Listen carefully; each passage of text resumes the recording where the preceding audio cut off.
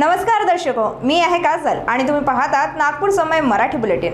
आजच्या विशेष अंकात आपण घेऊन येणार आहोत देश विदेशातील, राज्यातील आणि आपल्या परिसरातील सर्वात महत्त्वाच्या घडामोडींचा आढावा। राजकारण, समाज, आरोग्य, संस्कृती, मनोरंजन आणि अनेक महत्त्वाच्या क्षेत्रातील ताज्या आणि ठळक बातम्या तुमच्या समोर मांडणार आहोत। तर मग वेळ न घालवता सुरू करूया आजच्या महत्त्वाच्या बातम्यांसोबत। नवी मुंबई एपीएमसी बाजारात हिरव्या भाज्यांच्या दरात वाढ झाली आहे। अवकाळी पावसामुळे हिरव्या भाज्यांच्या उत्पादनांवर परिणाम झालाय, ज्यामुळे किमतीमध्ये 10 ते 15 रुपयांची वाढ झाली आहे। विशेषतः कोथिंबीरीचे दर वाढून जवळपास 30 रुपये प्रति एक गुच्छा इतके झाले आहेत। या महागाईमुळे सामान्य लोकांच्या बजेटवर मोठा परिणाम होत आहे। व्यापाऱ्यांच्या मते पुरवठा कमी झाल्यामुळे दर वाढले आहेत आणि हवामान सामान्य झाल्यानंतरच दिलासा मिळण्याची शक्यता आहे।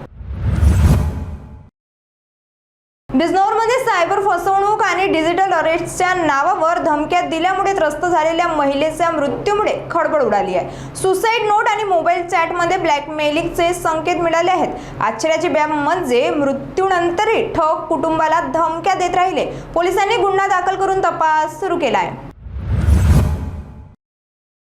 नागपूरमध्ये राष्ट्रीय स्वयंसेवक संघाच्या महाल मुख्यालय आणि रेशीमबाग येथील डॉक्टर हेडगेवार स्मृती मंदिराला रेडिएशनची धमकी मिळाल्याच्या गुमनाम पत्रामुळे खळबळ उडाली आहे। या पत्रात सीजीएम 137 नावाच्या रेडिओ ऍक्टिव्ह पदार्थाचा वापर करण्याचा दावा करण्यात आला होता।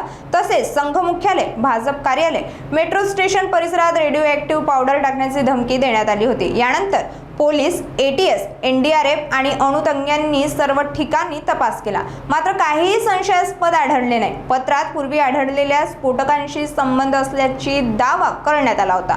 पोलीस तपास सुरू असून शहरातील सुरक्षा वाढवण्यात आली आहे। नागपूर मध्यवर्ती कारागृहात मंगळवारी सकाळी मोठा गोंधळ झाला। बॅरेक क्रमांक 10 जवळ 2 कैद्यांमध्ये वाद झाला, जो सोडवण्यासाठी गेलेल्या कर्मचारी संदीप काळे यांच्यावरच कैद्यांनी हल्ला केला। या हल्ल्यात ते गंभीर जखमी झाले। या घटनेत आदर्श उर्फ पप्पी खेरे, रजत नांबे, भारत पंडित आणि ऋषिकेश पेंडले या 4 न्यायाधीन कैद्यांचा सहभाग असल्याचे समोर आले आहे। घटनेनंतर कारागृह प्रशासनात खळबळ उडाली असून तुरुंगातील सुरक्षा व्यवस्थेवर प्रश्नचिन्ह निर्माण झाले आहे। आजच्या नागपूर समय बुलेटिनमध्ये इतकंच। आम्ही तुमच्या समोर आणत राहू ताज्या, महत्त्वाच्या आणि ठळक घडामोडी। बातम्या आवडल्या असतील तर नक्कीच तुमच्या मित्रमंडळींसोबत शेअर करा आणि हो, पुढच्या अंकासाठी आमच्या सोबत राहा।